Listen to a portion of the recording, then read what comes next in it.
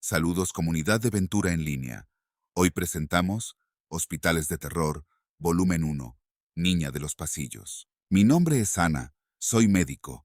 Esta historia que estoy a punto de compartir con ustedes ocurrió durante uno de los momentos más emocionantes y aterradores de mi vida.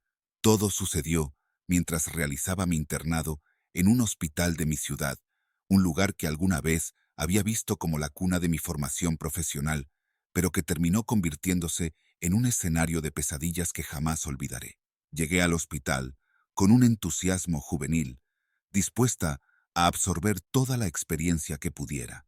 El internado era conocido por ser riguroso, con turnos de 24 horas corridas que a menudo te dejaban sin aliento, pero para mí, eso era parte del desafío.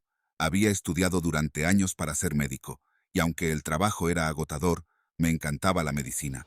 Me sentía preparada para enfrentar cualquier reto que se me presentara, o al menos eso creía en ese momento. El hospital era un edificio grande, con largos pasillos que parecían no tener fin, algunos de ellos apenas iluminados, con sombras que se movían de manera inquietante cuando el viento soplaba desde las ventanas mal ajustadas. Había algo en esos pasillos que siempre me ponía nerviosa, una sensación extraña que no podía explicar, pero lo atribuí a mi cansancio y a la carga de trabajo, sin pensar mucho en ello. Una noche, durante uno de mis turnos, ocurrió algo que cambiaría para siempre mi percepción de la medicina, del hospital y de mí misma. Era cerca de la medianoche y acababa de terminar de revisar unas radiografías en el área de imágenes. El hospital estaba particularmente silencioso en esas horas, con solo el suave zumbido de las máquinas y el ocasional sonido de pasos lejanos rompiendo el silencio. Me disponía a regresar al área de urgencias cuando la vi. Delante de mí, en el pasillo vacío, iba una niña pequeña. Estaba sola. Su figura caminaba lentamente, casi deslizándose sobre el piso de losetas blancas y grises. Llevaba un vestido blanco que resaltaba bajo la poca luz que tenía el pasillo. Su cabello era largo y oscuro, cubriéndole en parte el rostro. «Oye, ¿estás perdida?», le llamé, intentando no asustarla. No respondió. Continuó caminando como si no me hubiera escuchado o como si no le importara. Aceleré el paso para alcanzarla, sintiendo una extraña urgencia de asegurarme de que estuviera bien. Pero cuando estaba a solo unos pasos de ella, se desvaneció. Desapareció en el aire como si nunca hubiera estado allí. Me detuve en seco, con el corazón agitado y los pelos de punta. Miré a mi alrededor, esperando verla de nuevo, pero el pasillo estaba completamente vacío.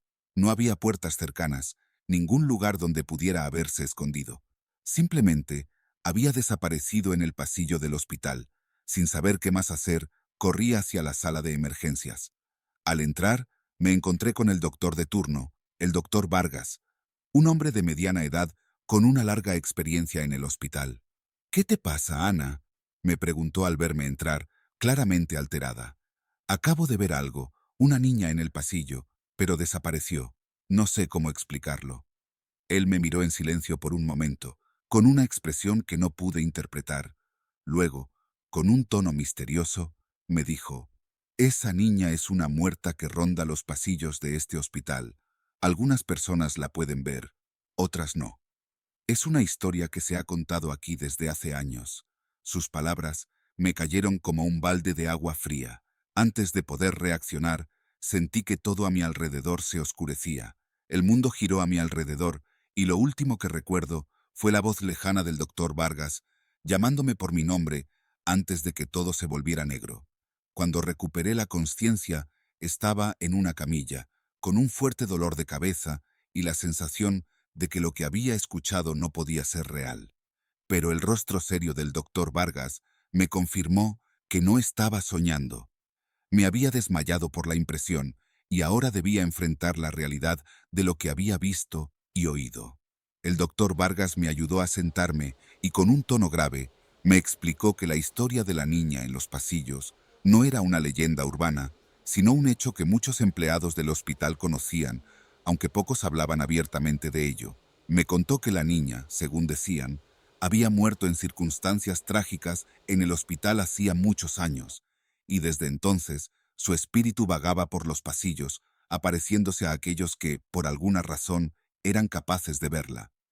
Escuchar esto fue un golpe para mi racionalidad científica. Siempre había sido una persona lógica, alguien que buscaba explicaciones en la ciencia, no en lo sobrenatural. Pero, ¿cómo podía explicar lo que había visto? ¿Cómo podía negar la realidad de lo que había experimentado? Desde esa noche, mis turnos en el hospital se convirtieron en una prueba de resistencia mental tanto como física.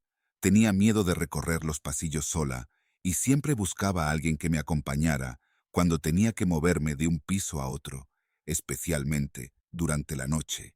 Cada sombra, cada sonido inesperado me ponía en alerta, y el simple hecho de recordar la aparición de la niña me erizaba la piel.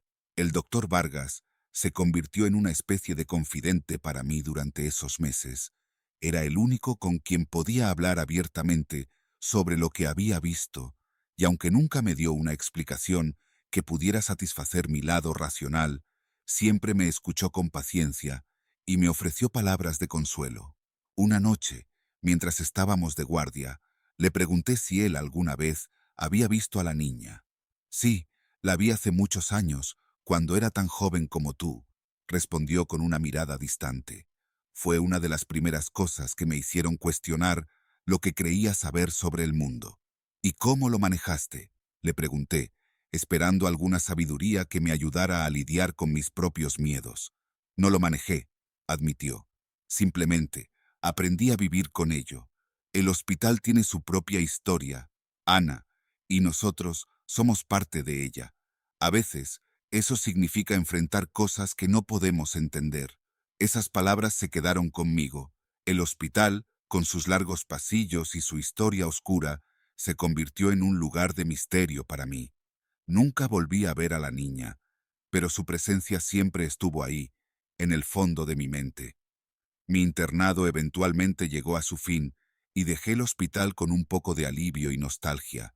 Había aprendido mucho, no solo sobre la medicina, sino también sobre los límites de la lógica y la razón. A veces, en medio de la ciencia y la tecnología, se cuelan historias que desafían todo lo que creemos saber. Esta es mi historia, una que nunca podré olvidar. Cada vez que paso cerca de ese hospital, no puedo evitar mirar hacia los largos pasillos a través de las ventanas, y, aunque sé que es poco probable, una parte de mí siempre espera ver a esa niña de nuevo, caminando sola, en silencio, perdida entre los ecos de un pasado que no puedo comprender. Y así, con el peso de lo inexplicable sobre mis hombros, continúo mi carrera en la medicina, sabiendo que, a veces, los fantasmas más difíciles de enfrentar no son los que rondan los pasillos, sino los que se esconden en nuestras mentes, recordándonos que la realidad es mucho más compleja de lo que podríamos imaginar.